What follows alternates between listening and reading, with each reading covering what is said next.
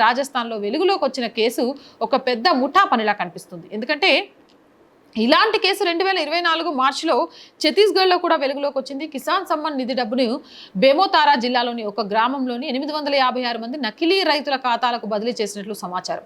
వీటిలో 198 ఖాతాలు పశ్చిమ బెంగాల్కు చెందినవి. ఈ విషయం బహిరంగంగా వెలువడిన తర్వాత జిల్లా కలెక్టర్ దర్యాప్తుకు ఆదేశించారు కూడా.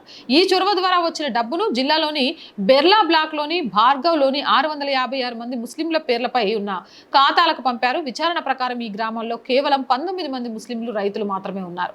వారిలో ఒక్కరు కూడా గ్రామంలో నివసించలేదు. ఈ మొత్తం ప్రక్రియలో సుమారు 3 కోట్ల మోసాన్ని బయటపెట్టారు. ఇదంతా రాజస్థాన్లో కాంగ్రెస్ హయాంలోనే జరిగింది.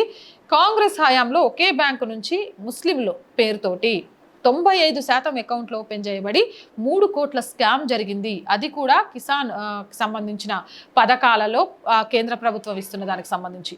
మరి ఇంత పెద్ద మోసాన్ని ఇప్పుడు బయటపడింది. అది అప్పుడే అయినా కూడా దాని విషయంలో ఎఫ్ఐఆర్ కూడా నమోదు చేయకుండా ఎలా పక్కదోపచ్చారు అంటే కాంగ్రెస్ హయాంలో ఈ దేశంలో ఇంకెన్ని మోసాలు జరుగుండొచ్చు.